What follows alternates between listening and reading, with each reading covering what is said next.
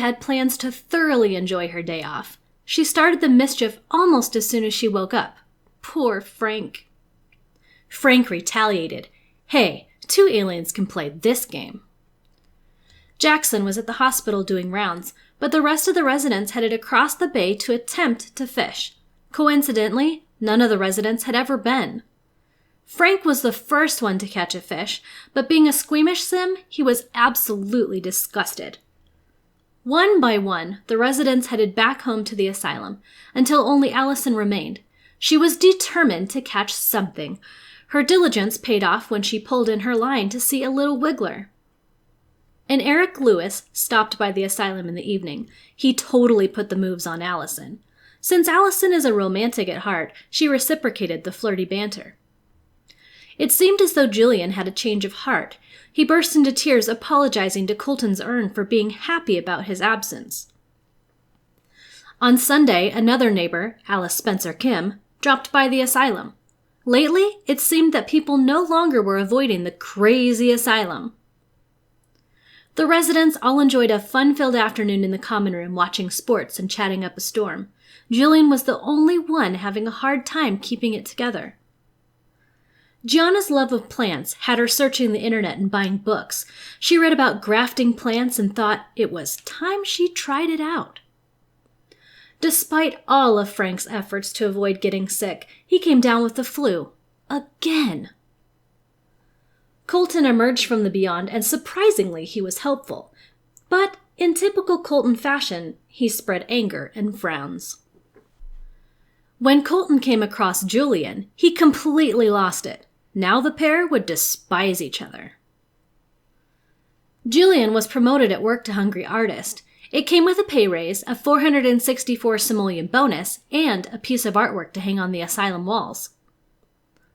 Bills were due again, and they were well over 8,000 simoleons, so Gianna spent her evening harvesting and collecting. Just about everything in the asylum was broken, so instead of taking her time to repair stuff, a repairman was just called out. Gianna would rather spend her time out in the garden. No more crying over Colton. Now Julian could be found laughing at his demise. Gianna came down with the flu, but she wasted no time in purchasing some medicine. She didn't have time to be bothered with a sickness. Things were going so well for Yasmin. She was promoted to a technician at work. In recognition of her hard work, she was given a model rocket which she proudly displayed on the coffee table in the common room. Fear of using the stove wore off, and it seemed as everyone wanted to try out the new stove. Gianna took a day off from work, so all the residents headed out for a day in the park. Gianna had been told of a rare cowberry that could be fished up, and that only true gardeners could raise one. She was determined to find one. Yasmin was the first to reel anything in, and her catch surprised everyone. A violin? Then Julian pulled up one as well. How was this even possible? Gianna pulled in a variety of fish, but the most exciting was the exotic goldfish. She wasn't sure she wanted to sell or eat it. Could she keep it? When she actually caught a cowberry, Gianna was over the moon and all thoughts of the previous fish was forgotten. The minute she got home, Gianna set right to planting the cowberry. The residents were pretty impressed with the fish Gianna had caught and decided to sell the decorative room divider and set up an aquarium instead. Gianna spent a lot of time outside tending to the cow plant. The residents would be in for a big surprise when the cow plant matured. The sheer pride that Gianna felt when the cow plant finally poked through the surface would be really hard to top. The aquarium turned out to be a great addition to the asylum. It was amazing how much it helped relieve stress in the residents. Birthdays for everyone in the asylum was literally just around the corner. The residents started discussing plans. Cakes were baked, confetti was thrown, and all 7 remaining residents aged into adults. The residents were all in good spirits. It had been a wonderful celebration, and who wouldn't be happy with cake and ice cream?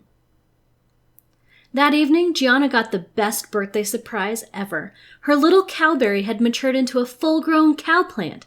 She just had to play with it, and even tried feeding it before she headed back up to bed. Gianna told Bailey about the cow plant in the garden while they enjoyed a bowl of ice cream for breakfast. Bailey had to check it out. After playing with it for a short while, she figured it was harmless. But was it really? In all of the gardening hubbub, Gianna had almost completely forgotten about working on her second aspiration. It was high time she started playing on the computer. Yasmin had the day off, and she kept Gianna company upstairs. She was so intrigued with Blick Block, and Gianna was really good. Poor Jackson had been pulling extra shifts at the hospital, so he settled in for a nice hot bath as soon as he walked in the door. After watching Gianna for quite some time, Yasmin headed out into the garden to check out the cow plant that everyone had been raving about. Even Jackson had to have a look. This was way more entertaining than the aquarium. Someone in the house made Twin Roses ice cream. It was said to put Sims into a flirty mood. Was that true?